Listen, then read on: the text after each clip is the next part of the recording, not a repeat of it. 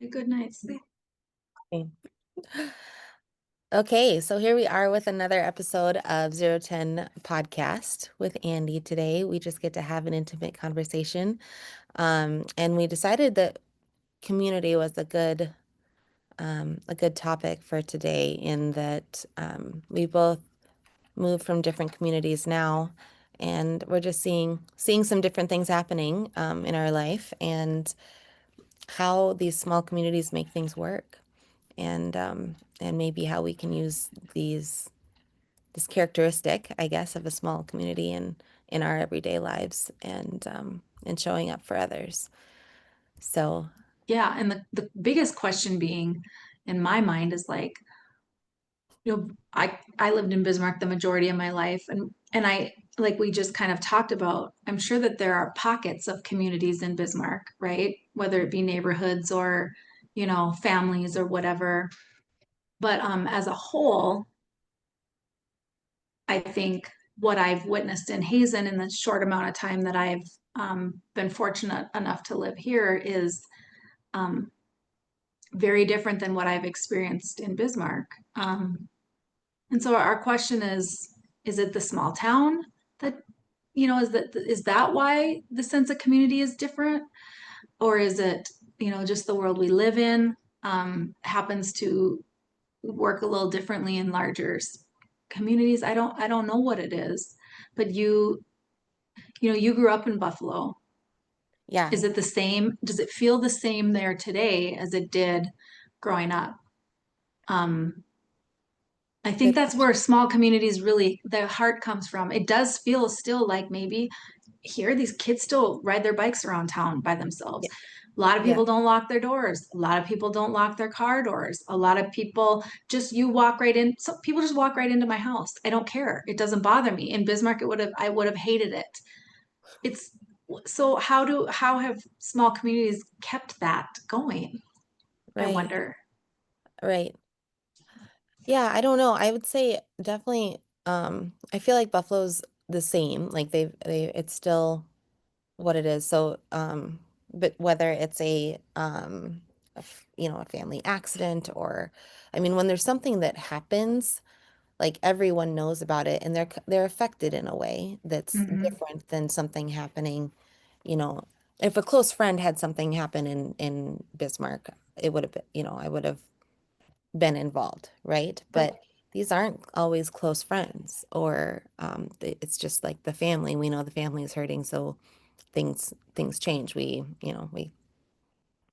don't hesitate to lend a hand or whatever. It's just it's accepted too. And I think that's part of it is we talked about that, right? Like, so if somebody were to just walk into my house in Bismarck or come over and say hi and whatnot, without a heads up, it Right. felt different. It was like, oh, Right. um, I'm not ready for you, or Right. like I got Right. going on or whatever. But here it's like someone will just drive into, we live on a ranch 40 miles from town. Somebody will just drive into the yard and say, oh, we were just in the neighborhood, so thought we'd stop in, see Hmm. if you're home. And if they weren't, they'd just go about their day. Or if Yeah. we are, then it's come in, have coffee, like Right. let's catch up. Right. So it's um, very different that way. And I don't know. I would like to think that the small town in me growing up this way would have taken that to a larger community, that Right. same mentality, but Right. it didn't come with me. Right. Yeah, It isn't it is it because oh, I like right, why is that? Is it because that's just not how people act there? Or is it because um you you just didn't, have that to bring with you or or yeah. I don't know. And It's it's not really that interesting. we aren't busy in a small community. People have Right. things going on all the time. Mhm. Um, but it seems like we enjoy or make time without letting others know we're making time, but we like do things with each other.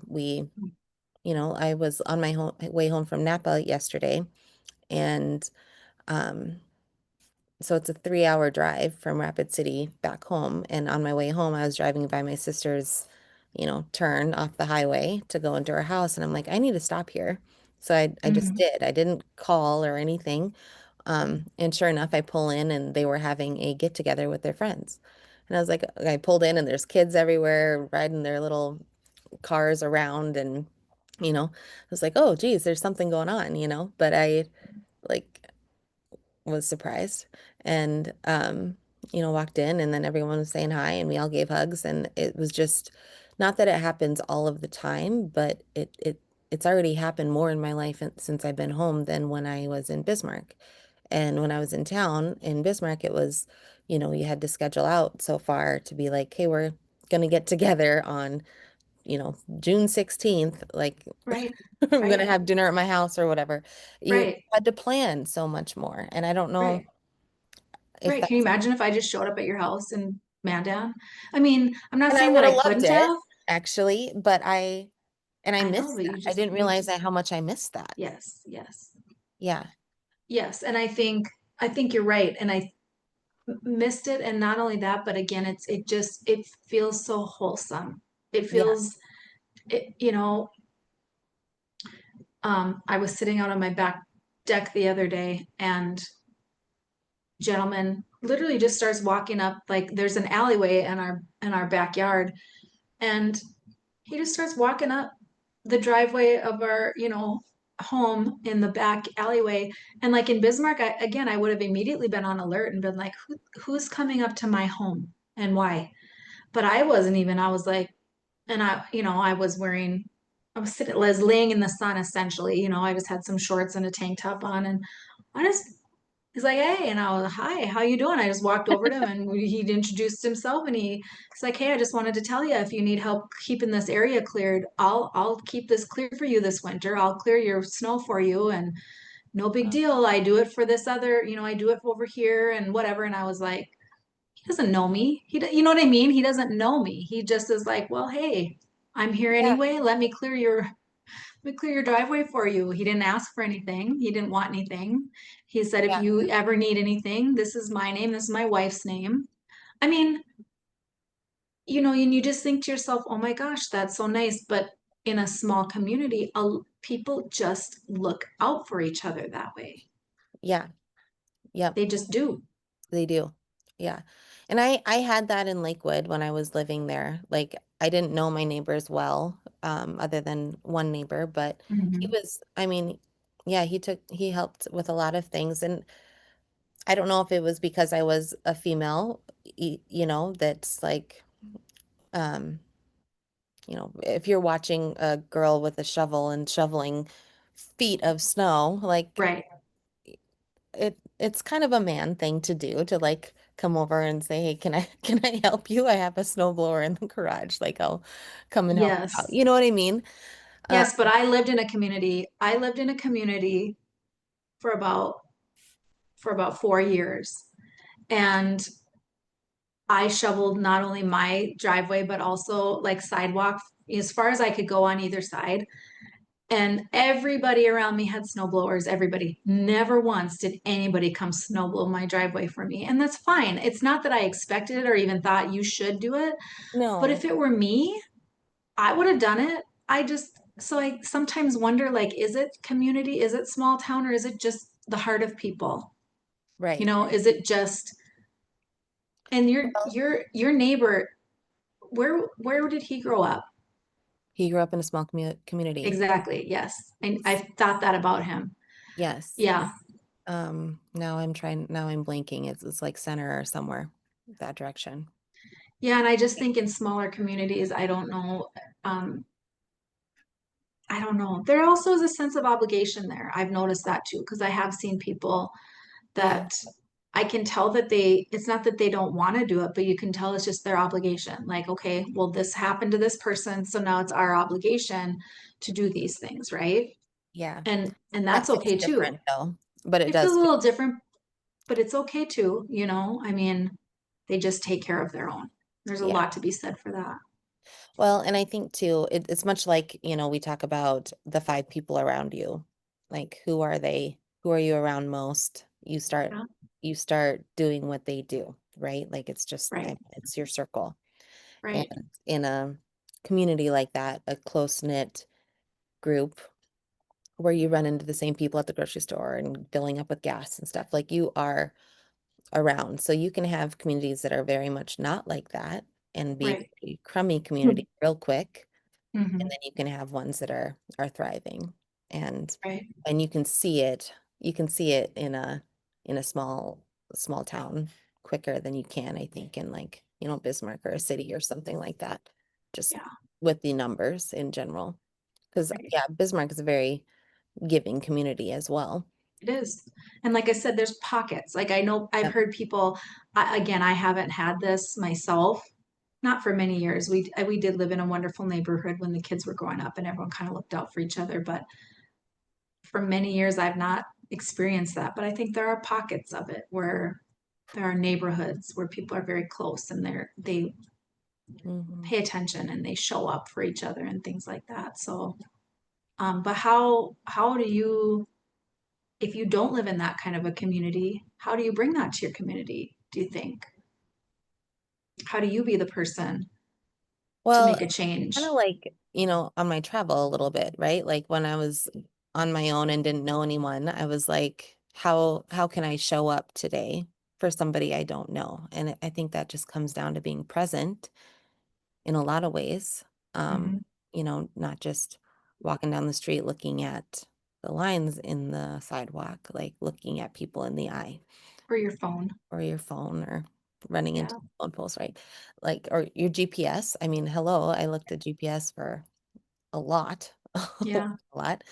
But I do think that I think that when you wake up in the morning and set an intention on your day of just being present and see where the opportunities are to show up instead of it just, I mean, we take a lot of pride in our businesses. We take a lot of pride in like the people who are around us, right?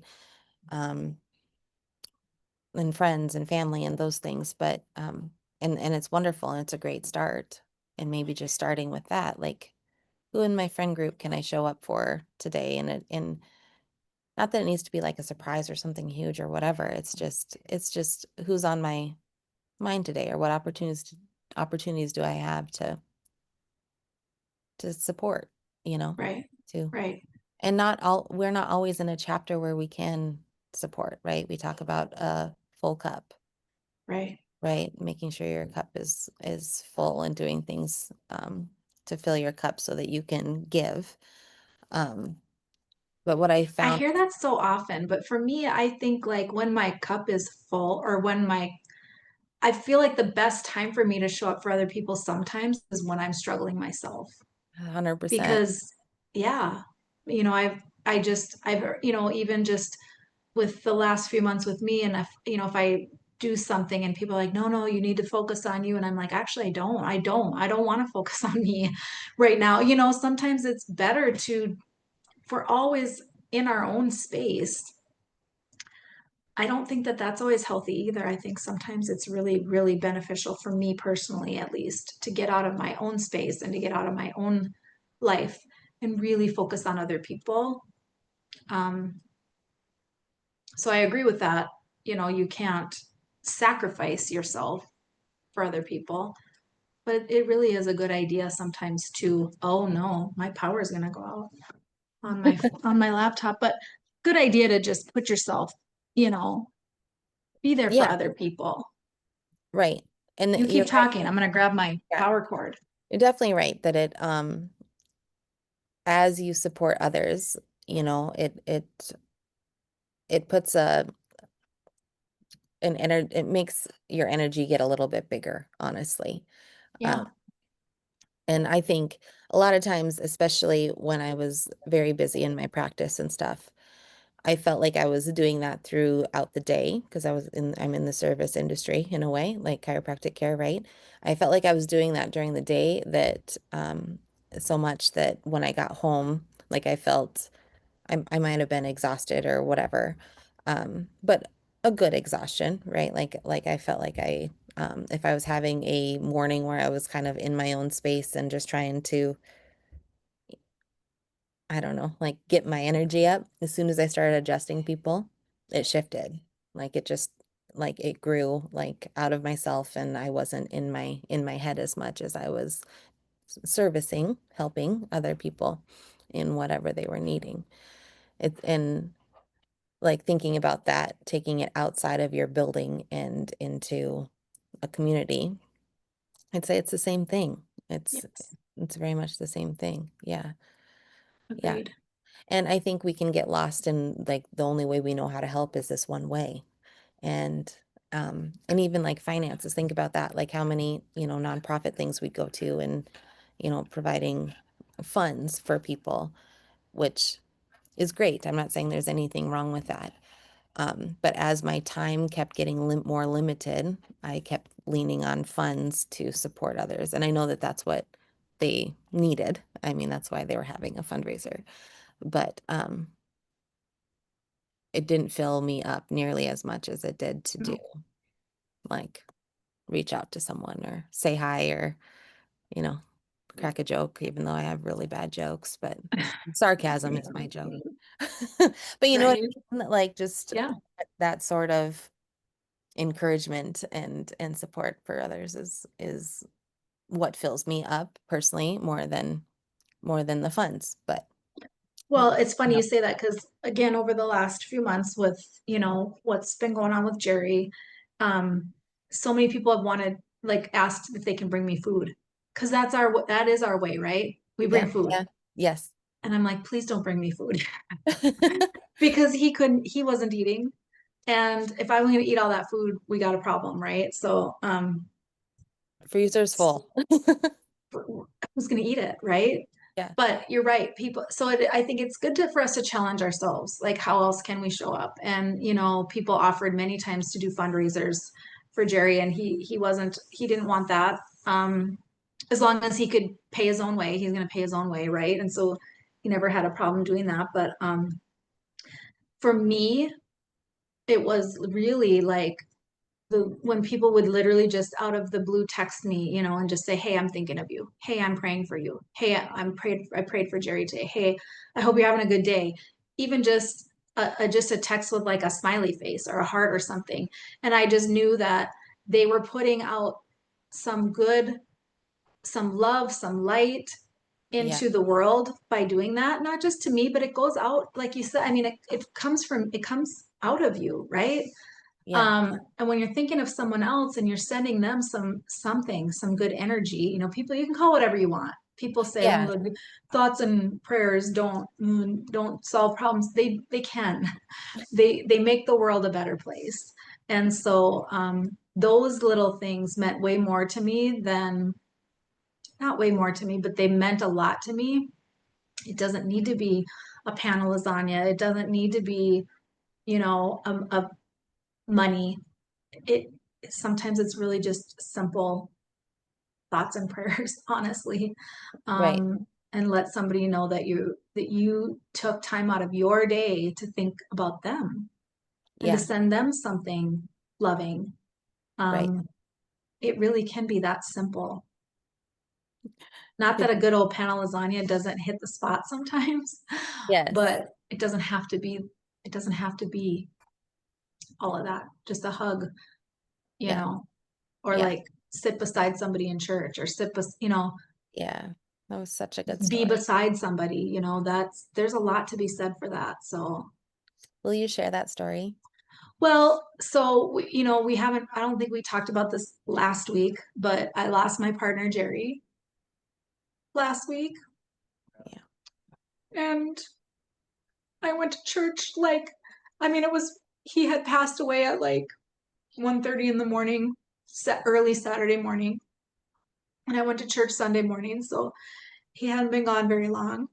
And I cried my way in the door. I cried my way through the whole church into the sanctuary, and I think nobody knew what to do with me. Um, and I sat there and cried. And just because I had not, I mean, crying, of course, when someone passes away, but Jer and I went to church together. I never went by myself, so it was a place where I was never without him.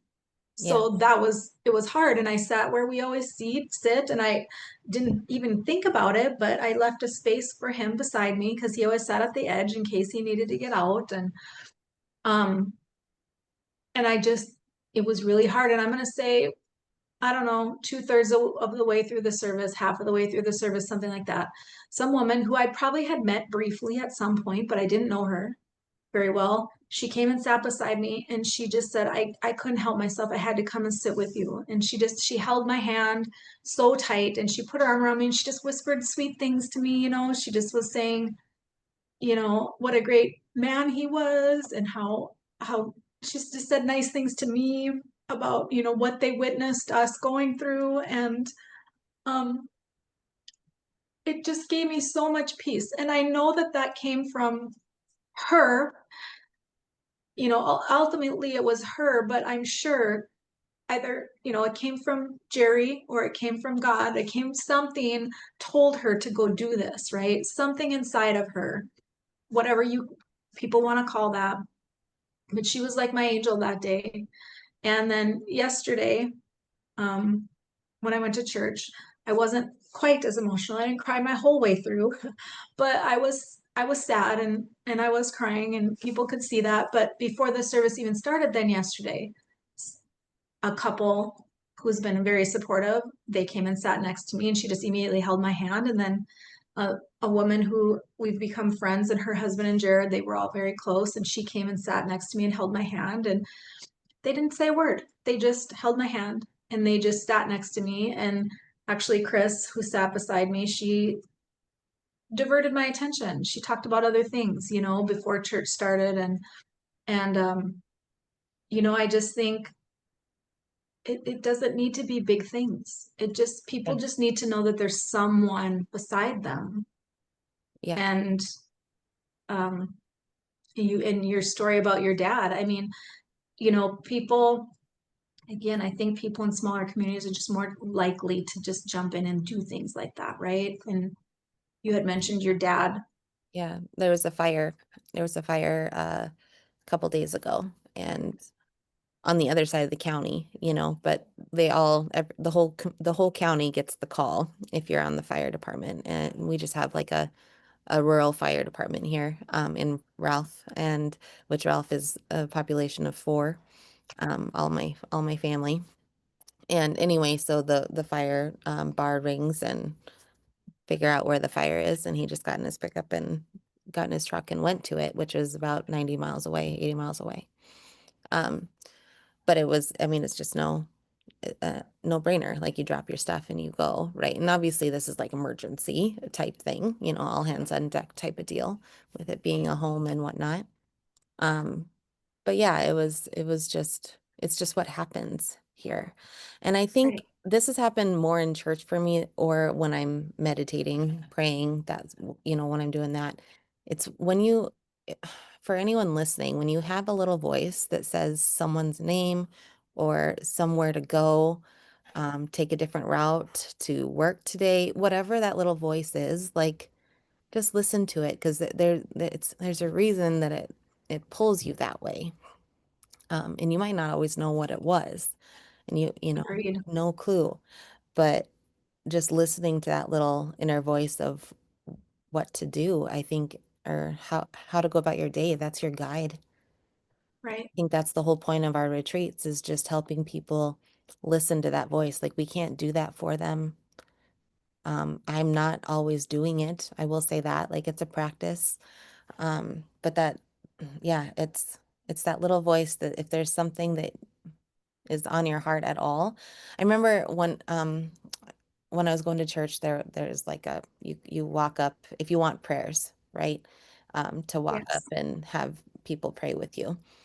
And I was always so nervous to go.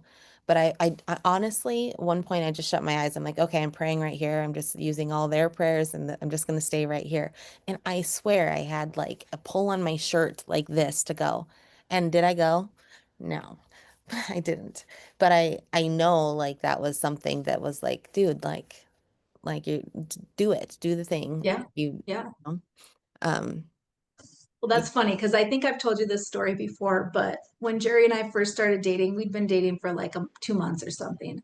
And I just, listen, and we could do a whole series maybe on dating in your 40s and 50s, but regardless, 30s, 40s, 50s. Yeah. Okay. Anyway, Later in life, whatever. we were 2 months in, and I just one day I was like, this isn't working. This isn't working. This is not what I want. And I think I've told you, my ego was like, I was like, he's so far behind me in his healing journey, and I'm so far behind above this and whatever, because, he was hurting. He still was hurting with, he'd been divorced about 3 years and he was healing and he was doing really good, but he was still in some pain. So it's hard to it's hard to walk beside somebody as you're trying to figure out dating and they're still in pain and they're still struggling. And I was too. I just didn't realize it, right? But anyway, so I called him and I was all holier than thou, like, well, you're not as I'm farther along than you and you've got a ways to go. And so this isn't going to work. So stupid. And he said to me, why can't we walk beside each other in healing, and try to figure this out together? And I was like, nope, nope, I'm beyond this. How, whatever. I was just ridiculous. And probably about 2 or 3 days later, I was driving in my car. And when I tell you, it had to be God himself because it was strong. Something just like smacked me upside the head, honestly, and was like, you stupid woman. You've asked for a nice man. You've been asking for this for years. What are you doing? I gave him to you. I literally put him right in front of you. And I just remember thinking, like, how sad that it took. It wasn't just a pull. It wasn't just a like little voice in my head. Something literally hit me, like smacked me hard. Thank God for that though, because, Yes. then I was fortunate enough to spend 3 years with this amazing man that had I not I don't know. Your point was to get people to listen to the small voices. Don't get it to the point where you have to literally be hit in the head. And thank God I was. But And I that think it's also important and to he was say willing thank to you for that. forgive you, and Jerry was willing to take you back Jerry was or willing to whatever. forgive me and just, understand that again, a lot of people walk life learning and healing and growing. And, that was one of the things that made him such a special man, was that he was able to see that, and not all people can. So anyway, yeah, I don't even know how we got to this point, but listen to the small voices, right? When people are sitting in church and they're in pain, or people are in pain in general, and you're working beside them, or you know them, or however, send them the note, right? Check Yeah. and see how they're doing. Give them the hug. You don't even have to say anything. Give them a hug. Give them a little squeeze in the hand when you walk past them. Those things mean the world to people. Yeah. Right. Totally. Yeah. Get Totally. in your car and drive to the fire. Mm-hmm. Yeah. Yeah. See where you can be Instead at. of going, well, it's not my I don't responsibility, know how I think, yeah, we're I all don't know how to handle responsible. this. Yeah. Right. Yeah. Yeah. Well, I think that's a great way to end today. Yeah. Like, yeah. Well, what we should really, real quick, how are we doing on time? We're doing good. Okay. We should talk about our retreats that we have upcoming, which we're not going to talk about details quite yet, or dates, but we're working on dates for 2026. And we're Yes. going to have some different locations and some different spaces, but the goal is going to be the same, which is resting and healing Mm-hmm. and finding space for yourself. And we're really excited to start putting out some of those details and some of those dates here in the next couple months for people to plan their 2026 retreats. Yes. So we really look forward to hosting those. Yeah. Yeah, I Good. think we have some fun things planned. We do. We do. And in some beautiful areas too. So I think that's something we've definitely discussed, is like making sure to put the dates out there so people can plan their year. Can plan. But yeah. Yeah. Yeah. Okay. So, okay, awesome. Hope you have a beautiful Monday. I will. We'll talk to you Okay. later. All right. Bye. Bye.